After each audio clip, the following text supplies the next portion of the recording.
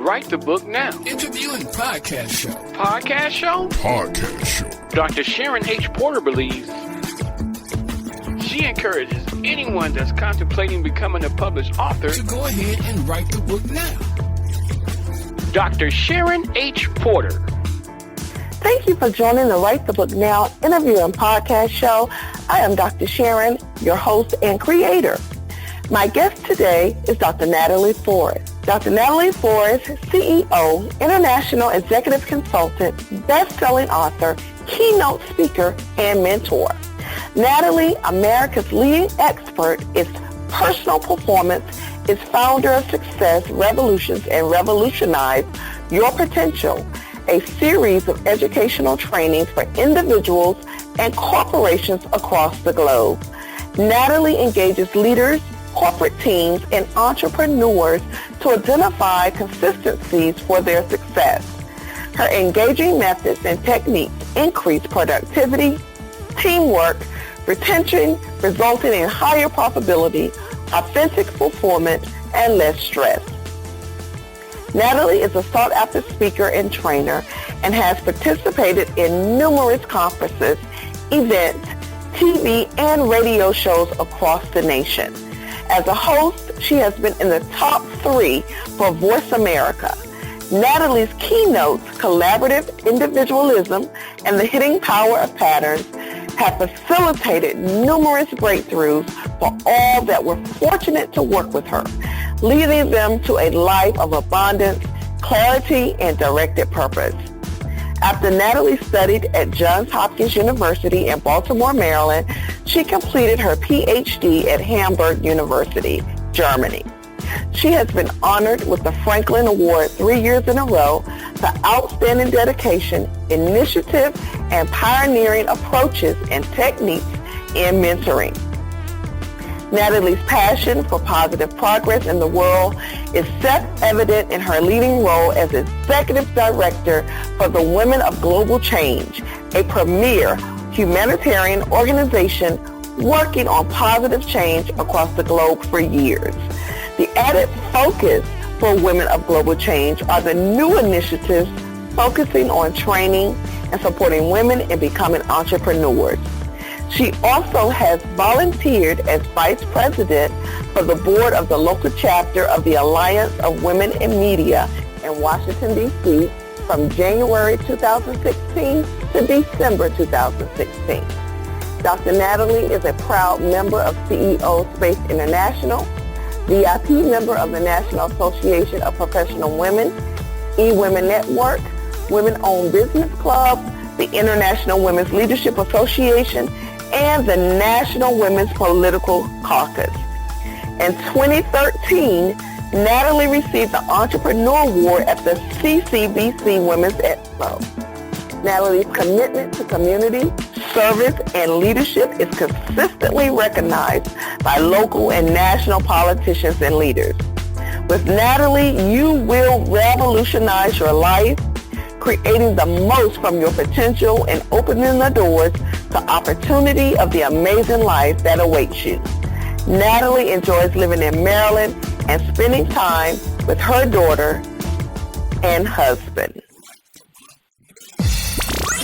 With Dr. Sharon H. Porter. Thank you for joining us today. This is Dr. Sharon, host and creator of the Write the Book Now interview and podcast. I am being joined today by our guest, Dr. Natalie Forrest. She is the author of Revolutionize Your Life, Your Way, Unlocking the Hidden Power of Patterns. Welcome, Dr. Forrest. How are you today? I am great, and thank you for having me. I've been listening to some of the shows. You've got some awesome people on sharing real important nuggets and poetry. I mean, all sorts of really, really fascinating things. So thank you so much for having me.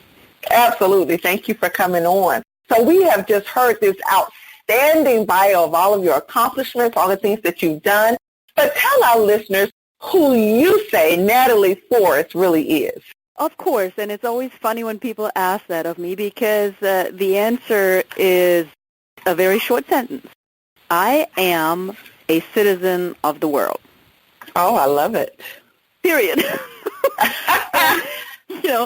as that, obviously, what goes hand in hand with that is I'm a mom, I'm a wife, I'm a daughter, I'm a sister, and my main purpose in life really is very clear to me in that I'm here to help make this world a better place however I can, which is why I focus on revolutionizing things. And as a historian by trade, I can bring a lot of additional knowledge into the field, which of course then is backed up with analysis, data, and so forth. So I'm really trying very hard to allow everybody to live their lives their way, because that's what I've come to do. I've gone through my own journey, and everything I talk about in one way or another is from experience. So I'm not trying to say I'm better, I'm less, or anything else. I'm just been giving some additional insights in order to facilitate everybody's living their lives. And other than that, I'm just a regular human being. I like my privacy. I like, just hanging out with my daughter. And then on the other hand, I also enjoy working and helping people, and one of my passions has to do with the Women of Global Change, where I have the honor of being the executive director. So I think that's enough about me. Yes, that's awesome. I tell you, I love it. So let's just dive into Revolutionize Your Life Your Way. And you're talking about unlocking the hidden power of patterns. That's a truly powerful title. And I want to really look at the subtitle of that, Unlocking the Hidden Power of Patterns. Can you talk to me a little bit about that? Absolutely. It's one of my favorite subjects. In life, in business, and anything that we do, we sometimes find ourselves wondering, why have I not gotten further? Or we're asking, why is something not working out the way that I wish it was, whether it's a relationship, whether it's finances, whether it's where we're living. And we usually tend to look at the outside. Who is doing what? Why is this happening to me? And I'm helping people understand that it's actually some of their hidden or subconscious patterns. Some of them are so subconscious that you actually need help understanding what's going on. Then there's the layer 2, which is half conscious, half subconscious. For example, you usually know when somebody pushes your button. There's like this one word, right? There's one word that somebody says, and you just go, and you just explode, and you can't hold it back. That's like in between. And then the very obvious patterns are the way that you get up, your routine, the cars that you like, the way that you drive to work on autopilot. You don't even realize that you're driving down. All of those create a certain atmosphere, a certain energy, a certain surrounding for us. And even if you take care of the obvious or conscious ones, even if you understand in addition to that, those that are on level 2, somewhere in between conscious and subconscious, what really holds us back are those subconscious ones. And one example that I always give, and it is in the book, is how I initially had some struggles, some challenges to actually make a living with my business. Because I'm a teacher by design, so, serving leaders, we don't get paid enough. But once I had even overcome that, I still was wondering, why am I not able to support myself? And then I realized something that my mother had taught my brother and myself, which is, a great, great skill. She taught us to be able to survive on very little. Which is a fantastic skill if you really think about it. So we're not materialistic. When we get money, we try to give it back away to other people and support others. So we don't need a lot of money, but if you bring that into business, you'll actually never ask for what you're worth. And so what I realized with this very subconscious pattern, it had a lot of power over my business success. And that's really what we're talking about here, how I work with people through the process that I've created to figure out, either in life or in business, it's all the same because we're all human beings. Why are you where you are? Why is something not working out quite the way that you've envisioned it? And that's usually what I call the hidden power of patterns. And once you know what they are, you can either keep them and say, hey, it might not work for me, but I like it. You can modify it a little bit, or you can completely just turn it upside down and bring in a new one. Wow. And so really this book actually provides action steps for people who are desiring to go for their dreams, go for their hopes. That's really what this book is about. As you mentioned, why am I not where I think I should be? And so you really provide those steps that one can take to get there. I think I do. I mean, I try to, this is going to sound silly, but put myself out of business, right? Because I want to give the skills to the people so that they don't need me anymore. And that's probably from my experience as a teacher. You want to give your students wings, and then they fly, and you got to let them go. Or with my daughter. And so I'm really working very hard on giving people the skills. That said, given my own experience, having been through the process, and, I took like a long time out just to work through it all, I must admit that having somebody at your side to help you does not hurt. It actually makes the whole process a little quicker. So, and that is not because I'm not giving you all the steps, but we're our own worst enemy. So absolutely. If you ask your mom or your brother and they like you the way that you are, they might not want you to change. So it's like this whole bag full of all the stuff that you've been going through and that has been going on in your life, that having somebody, whether that's, a mentor, a coach, or just a friend who's really, really always there for you, always honest and objective, I think the action steps still require you to bounce what you're going through off of somebody. Now, you, in Chapter 12, you talk about journaling, and first of all, I'm a journaler. I love journaling. And you talk about that, and I'm going to read the paragraph above. It says, throughout this book, I have been talking about patterns that we have developed, training that we have undergone, and the fact that a journey you ourselves is needed so you can revolutionize your potential, liberate your life, and experience the power of vitality and authentic purpose. In order to do that, I talked about journaling. And you go on to talk a little bit about that, but tell me how journaling has helped you through this process and how you use it to help others. Well, journaling to me is absolutely crucial. And, of course, we always have people who don't like to write. I'm a writer, so I don't mind. But even getting people who don't normally like to write to get to do it is really, really crucial.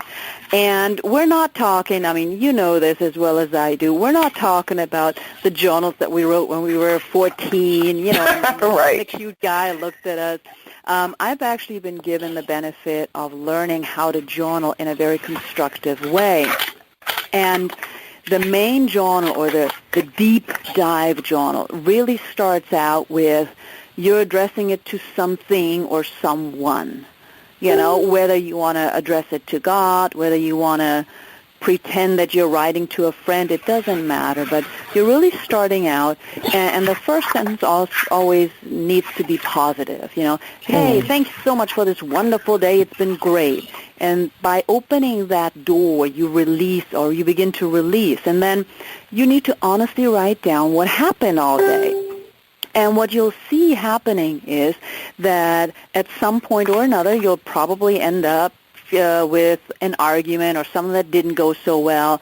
First instinct is you blame the other person or whoever or whatever was involved, and then you end up blaming yourself because maybe you should not have reacted the way you did. And then the next crucial piece is that you forgive everybody involved. And that sounds easier than it is, but you need to write it down. And it's usually easy to say, well, my husband really, I was really upset at him. He pushed my buttons. I forgive him. It's okay. But then I also need to forgive myself. And that's where we mostly have problems. But then you write it out, and then you close the book, and you don't ever read it again. Next day, and I wanted to ask you about that. Yes, because that was number 4, to commit to not rereading your journal entries. Tell me a little bit about that. Well, you want to release it. If you keep rereading it, you're just having the same conversation over and over again in your head. Okay? Wow. But the writing down means you're releasing it. And I have all of my journals. I have them, but I don't look at them. I don't even know why I still have them. But it really is the process of not revisiting it. I mean, part of the reason why we want to write it down is so that we can sleep. Because otherwise, what do we do when we lay in bed? We're going, think about it. Done this. Exactly. Maybe I should have done that. Oh, maybe. That doesn't work.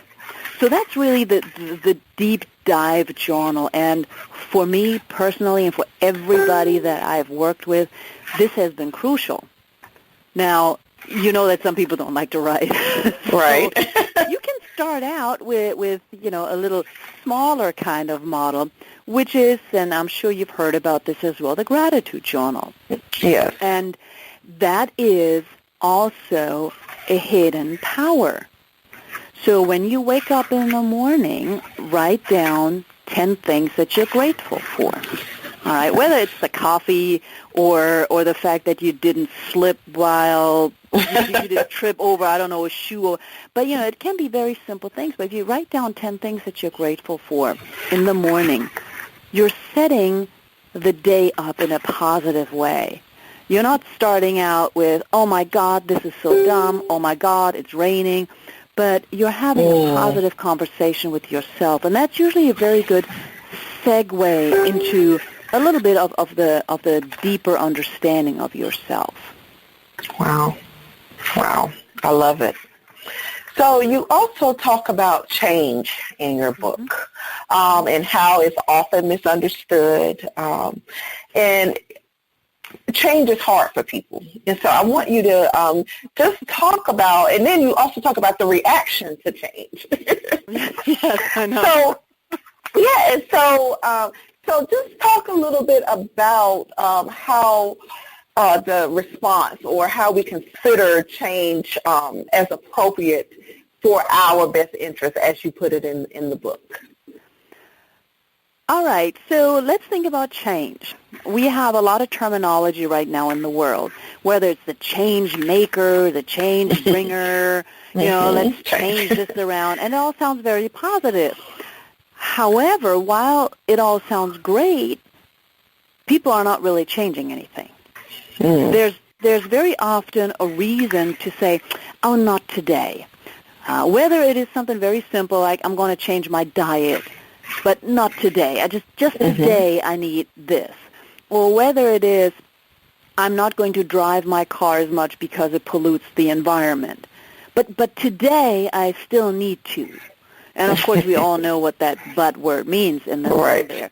So change is very hard because human beings are creatures of habit, creatures of patterns. And that's why we're often resistant to them. And the best example that I can give, and I always used to have fun with that, is if you imagine your 80-year-old grandma, 90-year-old grandma, and she has a couch, and you really want to move the couch. When you first walk into her room, and you're going to tell her, hey, Grandma, how about we move the couch over to the right wall so you can look out the window better? What's her reaction? She's going to say, okay. Oh, no. This couch has been here for the last 40 years. Your grandfather and I have sat here and held hands. Don't you move the couch. And it's just a couch, right? Right. So now what you can do is you can, every time that you come over and see your grandma, move the couch an inch. Right? So you're being a little sneaky, right? But you're introducing change very, very slowly. Yeah. Now when she walks around the living room at night and hits the couch, she's thinking, oh, maybe I stepped over too far, right? But then you're getting her used to change. Now people, at the end of whatever, like a year of you moving the couch, right? she's okay with it, right? So you've introduced it slowly. And that's the same for a lot of people. Now, I admit I'm quite different. I do like certain routines if they help me. So, don't mess with my kitchen. I know where everything is, okay? But on the other hand, if there's a change that can help me grow, I'm all over it. I mean, yes. I'm from Germany. I've moved to the United States. I've moved a couple of times. I mean, I had major life changes because I always realized that they were better for me.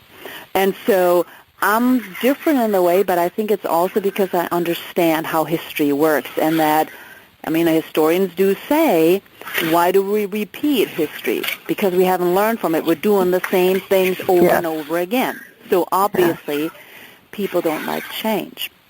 So getting to understand that change can be beneficial is crucial. And the way I believe I mentioned in my book is if we look at kids change all the time, and they embrace it. They're like, oh, Mommy, look, I can walk. Oh, Mommy, look, I can write this letter. So whenever they make a major change, even if it's just, counting from 1 to 3 one day and from 1 to 4 the next, they embrace that change. They're like, oh, my God, this is so cool. And then society comes in and says, follow a certain routine. Don't be somebody who, you've heard this, rocks the boat. Don't change the system. The system works. But the key to that is, if you don't change the system, if you're not innovative, if you're not engaging with anything, then the system is not going to provide you with the success in life or in business that you really desire, because everybody else is doing it the same way. And at a certain point in time, it's boring to everybody involved, and they're just going to continue doing what it is without any fun, without any ecstasy, without any enjoyment. Kids still understand that. Society comes in at some point and tells us, let's just streamline it. Go from A to B, and it really starts in school when they tell us how we should do math or how we should write a certain way. Does that make sense? It does, absolutely. I tell you, I love it. And so, and Dr. Forrest, the next key concept that I pulled from your book was choice.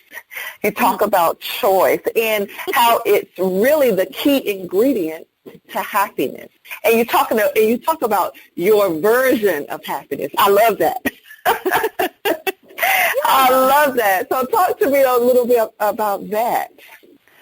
Well, first of all, if I'm encouraging people to do what I did, is to live your life your way, forget about what everybody else tells you. How many people have gotten married because somebody else said, you're 18, you should get married now? And then they regret it for the rest of their lives. So happiness is different for all of us. One person is happy when they're in a small apartment with 20 cats, and have a job that they go to. Other people are happy if they have a 200-acre ranch with nobody around. So That's right. We're all different. Society has, again, I'm not saying society is a bad guy or anything, but we have been taught, in a sense, to make certain accommodations. And so very often we need to go back to, what do you really want? And there's usually that little, thingy going on, gurgling going on in your inner self, in your stomach, where you go, oh, I'm not really happy. And most of us at one point or another, we wake up and we go, whose life is this? Who is this person in the mirror? And that is because we've been doing what everybody has told us. The White House with a white picket fence and the dog and the 1.3 kids and all of that. Okay? So, but if that's not me, if I don't want to get married, why am I being ostracized? Okay, so happiness first needs to be defined by you. in order to live your life. And the process towards that is, of course, rediscovering yourself. The other item is choice. You can choose every morning how you feel. Yes, there are outer circumstances, but through teaching a lot of stress management to first responders, when we're looking at stress and stress factors, you're really looking at what can I influence and what can I not influence. So I use this example for the first responders as well. You're driving down the road. You're trying to get to work. You've got your music on. Let's just say you've got some classical music on because you know the day is going to be hard. Sun is out. You have the windows down. Here comes a big truck next to you blasting some kind of heavy metal music.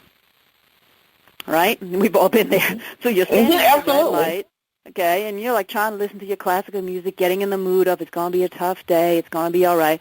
Now you have a choice. Right then and there, you have to make a choice. How are you going to look at what is going on? Are you going to give dirty looks to the person with the heavy metal music, which is not going to change anything unless maybe you get into a fight? Are you going to ignore that person? Are you going to pull your windows up? Are you going to have that internal conversation with yourself, oh, this person is really mean and they don't consider anybody but them? What choice are you making? And the key ingredient here is you cannot control what they're doing. Exactly. So you really need to take full responsibility for your own life. Forget about what everybody else is saying or doing. There are some rules that we need to abide by. They're called the law. Okay? And, when we live in a certain country, we agree to the laws, so that's all right. But everything else, what good does it do me when I go to my job and the minute I wake up, I go, oh, my God, this job sucks. I don't want to go to my job. Then you get into that rut. Once you're at your job, you're already PO'd. You're already unhappy. And you feel like an inmate. You feel like nobody likes you. Okay, I understand that feeling. Been there, done that. But really, what is your job providing for you? Now we're going into the choice piece, right? Even if you want to have a business and right now you still have a job or you just need, your job is providing you with money. It's providing you possibly with training, maybe not the training you like, I get it, but it's providing you with money to do what you want once you leave the job. So why not change your attitude a little bit and understand that if I go into my job and all I do is cuss and curse, is not, the other people really don't care about what I say. It's in my own head. So therefore, I'm really negatively impacting myself. If I go in there and I try to do the best, then it's a whole different ballgame because now I understand why I'm there. I might still not like my job. It might be a job I would really like to get out of. So then second piece is write applications. You might have to write 2, 3, 4, 500. Happens to all of us. But you're taking action instead of just sitting there complaining. That's a choice. Everybody has a choice. Everyone has a choice. Yeah. And, I always say that to people who want to work with me. I say, you have a choice. You either do it or don't. It doesn't hurt me any which way. If you want to live your life your way, if you want to figure out your patterns, I'm here. But you have to do, at least you have to meet me halfway. You have to come prepared. And if you're not prepared, then maybe next time. It's fine. I'm not going to be upset if you can't do it right now. Come back in 3 months. That's fine. When you're ready. Absolutely. Yeah. I love it. I tell you, Dr. Natalie, we have so much in common. I tell you, educators, Mellanders, Hopkins graduate, I love it. You have really shed some light on a lot of things, and I can imagine what you do in this book really providing clarity and purpose for your clients. I definitely can see that because you've actually shed some light in just this short conversation here. So I definitely appreciate you coming on today and just sharing your knowledge. But where can individuals find you? Where can the listeners find you? Where can they purchase your book? If they want to book you, where can they contact you?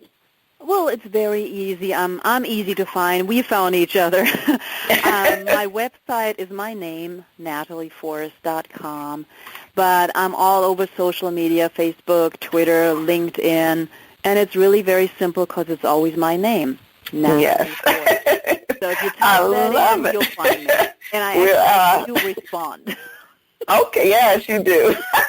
I love it. So if there was one thing you wanted to leave with your readers, the message that you wanted them to get from reading your book, what would it be? You're worth it, and believe in your potential. You're here for a reason. Oh, I love it. There you have it, guys. I tell you, this has been such an enlightening episode with Dr. Natalie Forrest. She is CEO, International Executive Consultant. She is the author of Revolutionize Your Life, Your Way, Unlocking the Hidden Power of Patterns. I thank you, Dr. Natalie, for coming on and being our guest today. Thank you so much. Thank you. I look forward to continuing the conversation outside of this forum. Yes. And listeners, I thank you. Again, this is Dr. Sharon, host and creator of the Write the Book Now interview and podcast show, reminding you, don't wait, write the book now.